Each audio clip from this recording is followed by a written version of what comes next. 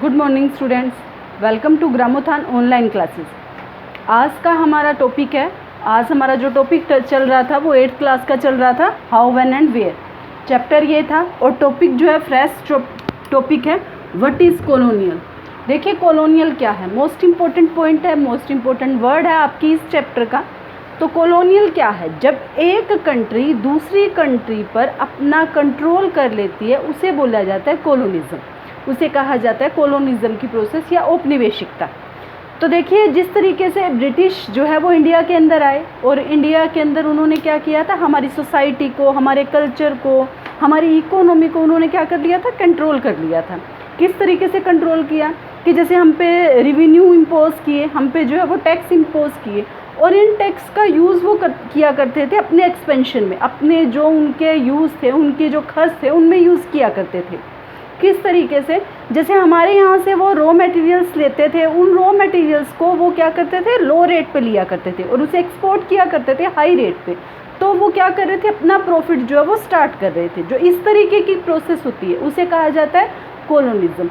तो देखिए आप लोग जब ये पैराग्राफ हम पढ़ते हैं तो हमें ये समझ आता है कि जिस तरीके से इंडिया को पहले कहा जाता था गोल्डन बर्ड, सोने की चिड़िया जो है वो कहा जाता था, तो इसकी यही वजह थी कि हम ये प्रोस्पर्स थे पूरे। पर जब एक कंट्री जब दूसरी कंट्री को कंट्रोल करती है तो क्या करती है, अपनी प्रॉफिट सोचती है और जिसे कंट्रोल किया जा रहा है उस कंट्री को जो है वो लूज़ करती चली जाती है। तो जो ब्रिटिशर्स थे उन्होंने भी कुछ हमारे साथ इसी तरीके का जो है वो बर्ताव किया और धीरे धीरे क्या किया, उन्होंने हमारी पूरी सोसाइटी को, पूरे इकोनॉमी को जो है वो कंट्रोल कर लिया। जैसे जो हम ये कहें कि जब कंट्रोल किया जाता है तो क्या करते हैं, जैसे इंडिया पे जब कंट्रोल किया गया तो यहाँ के जो लोकल नवाब से, जो राजाज थे, उनको क्या किया, उन्होंने सब्जुगेट किया। सब्जुगेट का मतलब होता है दबाना, उसको अपने अंडर में कर लेना। तो जब एक कंट्री दूसरी कंट्री को सब्जुगेट करती है, जब दबा देती है, तो नॉर्मल सी बात है वो प्रोसेस जो है वो बहुत बुरी होती है। वो भी हमारे साथ हुई। तो इस तरीके से क्या किया उन्होंने, हमारी पॉलिसीज़ को, हमारे कल्चर को, हमारी जो ट्रेडिशन था उन सबको उन्होंने चेंज कर दिया। और जो ये चेंज आया था वो हर एक जो क्लास है, हर एक सोसाइटी की क्लास थी, उस पर एक जैसा नहीं था। ये जो चेंज था वो एक जैसा नहीं था। और इसी वजह से क्या हुआ कि हमने अपनी बुक का क्या नाम रखा हुआ है, इसी वजह से हम जब हिस्ट्री को पढ़ते हैं, जैसे आज आपकी बुक है वो क्या है, आवर पास्ट, प्लूरल फॉर्म में है। ये प्लूरल फॉर्म में क्यों है, क्योंकि सोसाइटी का जो इतिहास है, जो हम इंडिया का इतिहास है, हिस्ट्री जो है वो ऐसा नहीं है हर सोसाइटी पे उसका इफेक्ट एक जैसा था। इसी वजह से क्या है, हमने हमारी हिस्ट्री की जो बुक है उसका नाम रखा है, हमारा हिस्ट्री की बुक का नाम है आवर पास्ट। नेक्स्ट आता है आपकी पॉइंट कि किस तरीके से, हाउ डू वी नो, मतलब हम किस तरीके से जानते हैं सबके बारे में। तो उसकी सबसे बढ़िया पॉइंट आपकी बुक में दिया हुआ है, थ्रू एडमिनिस्ट्रेशन प्रोड्यूस रिकॉर्ड्स।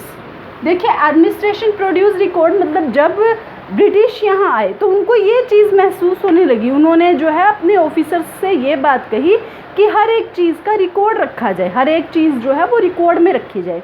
इसके लिए उन्होंने क्या किए, नोटिंग्स तैयार किए। नोटिंग क्या थी, नोटिंग जो थी वो मैंने यहाँ लिखा, जैसे मेमोज, नोटिंग और रिपोर्ट्स। मेमोज क्या थे, वो फाइल्स थी जो एक डिपार्टमेंट से दूसरे डिपार्टमेंट में जाया करती थी। मेमोज, नोटिंग्स क्या थे, नोटिंग ब्रीफ्स, रिपोर्ट हुआ करती थी जिसको डिस्क्राइब किया जाता था, जिसके बारे में हर डिपार्टमेंट को बताया जाता था। और इसी तरीके से जो है रिपोर्ट्स जो है वो उन्होंने तैयार करनी स्टार्ट की।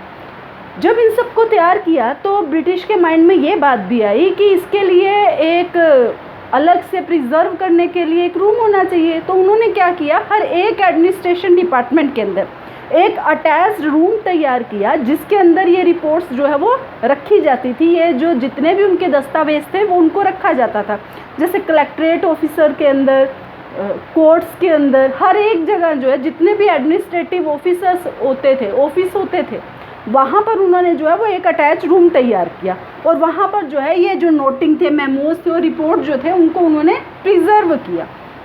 देखिए उनके लिए उन्होंने क्या किया, एक अलग से डिपार्टमेंट भी तैयार किया, जिन डिपार्टमेंट को नाम से हम जानते हैं। एक तो उन्होंने कहा आर्चीव्स और एक म्यूज़ियम। इन आर्चीव्स और म्यूज़ियम के अंदर जो है वो इन रिपोर्ट्स को प्रिजर्व किया जाता था, इन रिपोर्ट्स को रखा जाता था। और उसी की वजह है कि आज भी हम इन म्यूज़ियम और आर्चीव्स के थ्रू हमारे पास्ट के बारे में जो भी ये नोटिंग्स थे, जो भी रिपोर्ट थे, आज भी वहाँ प्रिजर्व रखे गए हैं और उनको वहाँ जो हम देखते हैं।